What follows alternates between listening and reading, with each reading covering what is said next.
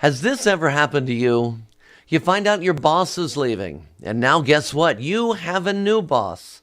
That's the subject for this episode of Strip Club U.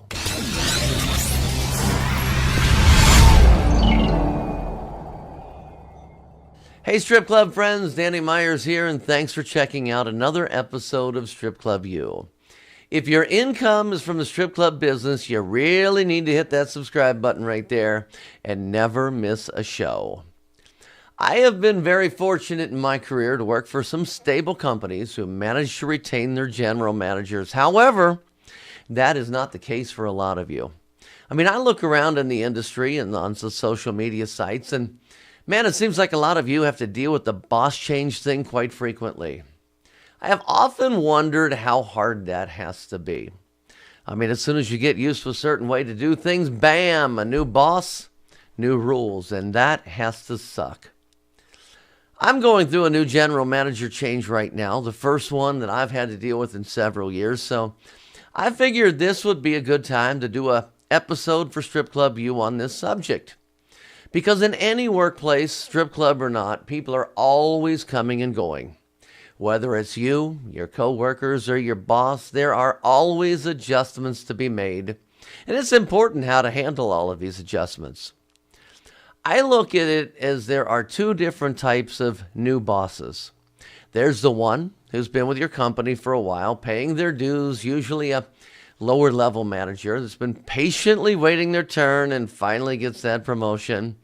And then there's the boss that is hired from outside your operation.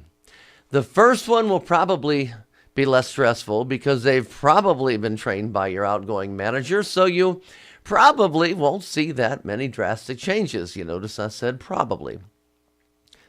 But when your new boss comes from outside the company, they come in with a fresh set of eyes and a different school of training, so be ready for some major changes. Either way, when your old boss heads out the door, you have to learn how to deal with the person who takes over the position. Now, no matter whether you're upset or happy to see your old boss go, you have to accept this replacement with an open mind. You need to be ready to deal with change in your workplace. So I did some research and I found this website called Glassdoor.com, and they give some incredible tips on how to deal with the change. They say there are 4 key steps that you have to take to establish a relationship with your new boss. Number 1, delete all the current expectations. The first step in dealing with a new boss is to get rid of all of your immediate assumptions and expectations. This new person may be worse than your previous boss, or they may be exceptional, and you are not going to know which category they fall in until you start working together. So get rid of your current opinions. Anytime you get a new boss, they will make changes.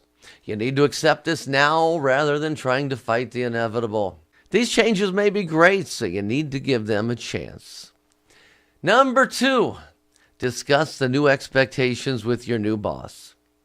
The next step is to establish new expectations through a conversation with your new boss.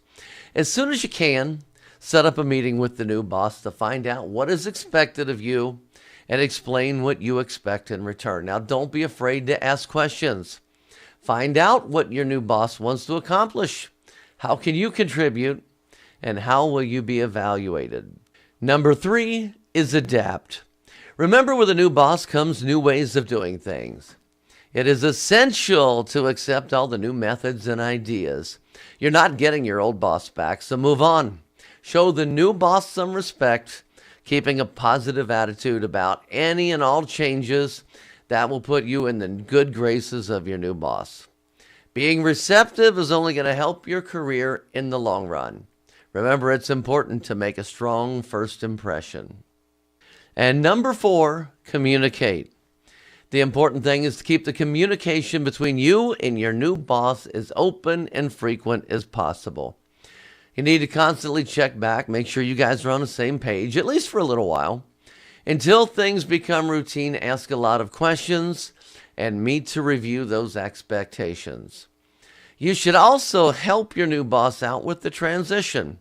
If something they do or say that doesn't make sense, Ask them why they chose to do it that way instead of another way.